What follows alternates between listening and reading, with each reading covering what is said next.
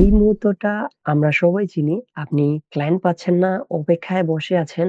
Email check করছেন বারবার কিন্তু কিছুই আসছে না। আর দিন শেষে মনে হচ্ছে আমি কি কিছু ভুল করেছি?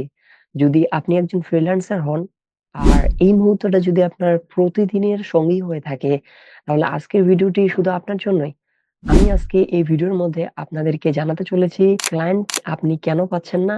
ক্লায়েন্ট না পাওয়ার ৫ টি সাধারণ ভুল যা আপনাকে পিছিয়ে রাখছে। আর সবচেয়ে গুরুত্বপূর্ণ কিভাবে এই সকল বিষয়কে এড়ানো যায়, এই সকল বিষয়কে সঠিক করানো যায়। তো বেশি দেরি না করে চলুন আমরা মূল ভিডিওর দিকে যাই। আমাদের ১ম ভুলটি হচ্ছে কমিউনিকেশন।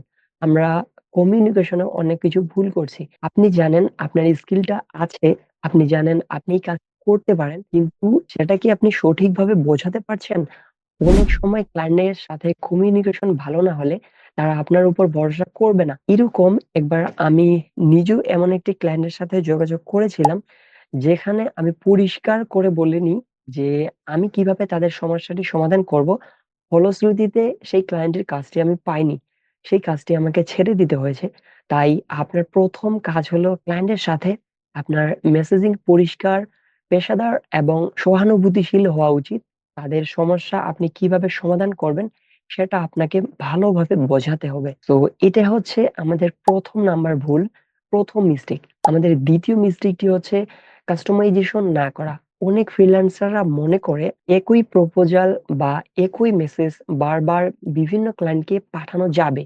কিন্তু বাস্তবে ক্লায়েন্টরা বোঝে যে আপনি কতটা তার জন্য কাস্টমাইজেশন প্রস্তাব তৈরি করছেন। কাস্টমাইজেশন হলো আপনার ক্লায়েন্টকে দেখানোর একটি সুযোগ যে আপনি তাদের ব্যবসা এবং প্রয়োজনীয়তা বোঝাচ্ছেন। তাই পরের বার প্রপোজাল পাঠানোর সময় প্রয়োজন অনুযায়ী সেটাকে কাস্টমাইজেশন করুন। এটা হচ্ছে আমাদের ২য় নাম্বার মিস্টেক। আমাদের ৩য় নাম্বার মিস্টেকটি হচ্ছে প্রফেশনাল প্রোফাইল না থাকা। ফ্রিল্যান্সার হিসেবে আপনার প্রোফাইলের ১ম জায়গা যেখানে ক্লায়েন্ট আপনার কাজ দেখবে, যদি সেখানে কোনো প্রফেশনালিজম না থেকে থাকে, তাহলে তারা আপনাকে ভরসা করবে না। আপনার প্রোফাইলকে এমনভাবে সাজান সেটা আপনার দক্ষতা, অভিজ্ঞতা, আপনার অর্জনগুলোকে তুলে ধরে। এটা হবে আপনার সবচেয়ে বড় মার্কেটিং টুলস, যেই টুলসটা সকলে আমরা মিস করতেছি। এই ভুলটা হচ্ছে আমাদের ৩য় নাম্বার মিস্টেক। সো এরপর আমরা আমাদের ৪র্থ নাম্বার যে মিস্টেকটি করতেছি, সেই মিস্টেকটি হচ্ছে সঠিক রেট ঠিক না রাখা। অনেক সময় আমরা ক্লায়েন্ট পেয়ে গিয়ে থাকি, আমাদের কাজের মূল্য কমিয়ে ফেলি। আমরা ক্লায়েন্ট পাচ্ছি, কিন্তু ক্লায়েন্টটাকে আমরা এমনভাবে পাচ্ছি, সেই সময়টাতে গিয়ে আমরা দেখছি আমাদের যেই রেটটা রয়েছে কাজের, ওইটাকে আমরা কমিয়ে ফেলছি। কিন্তু এর ফলে কি হয়? আপনি হয়তো ক্লায়েন্ট পেয়ে যাবেন, কিন্তু নিজেই কখনো সন্তুষ্ট হতে পারবেন না। আর নিজে যদি সন্তুষ্ট না হতে পারেন, তাহলে ক্লায়েন্টকে সন্তুষ্ট করাটা অনেকটাই টাফ। তো এটা হচ্ছে আমাদের ৪র্থ নাম্বার মিস্টেক। তো এরপর আমরা ৫ম নাম্বারে যে মিস্টেকটি করে থাকি সকলেই, যে সাধারণ ভুল হয়ে থাকে এটা, যেটা আমরা হচ্ছে ক্লায়েন্টকে ফলো আপ না করা। প্রায় আমরা প্রপোজাল পাঠিয়ে বসে থাকি। ভাবি ক্লায়েন্ট উত্তর দেবে। কিন্তু বাস্তবে অনেকটাই ক্লায়েন্ট বাস্তবে সেটা হয় না।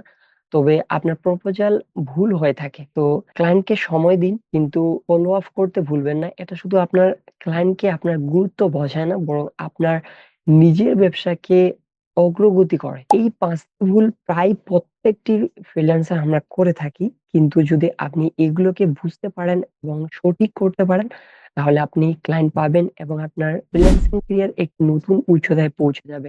ভিডিওটি যদি আপনার সহায়তা মনে হয়, ভিডিওটি যদি আপনার ভালো লেগে থাকে, তাহলে ভিডিওটিতে একটি লাইক করুন, শেয়ার করুন এবং আমাদের লার্নবিডি ইনস্টিটিউট চ্যানেলটি দ্রুতই সাবস্ক্রাইব করুন। কারণ আমরা এরকম অনেক গুরুত্বপূর্ণ টিপস অ্যান্ড ট্রিকস নিয়ে আসতেছি প্রতিনিয়তই, যাতে আপনি আপনার ক্যারিয়ারকে আরো সাফল্যময় করে তুলতে পারেন। সো এই হচ্ছে আমাদের মূল প্ল্যান। এছাড়াও আমি আপনাদের জন্য পূর্বে একটি ভিডিও তৈরি করে রেখে দিয়েছি।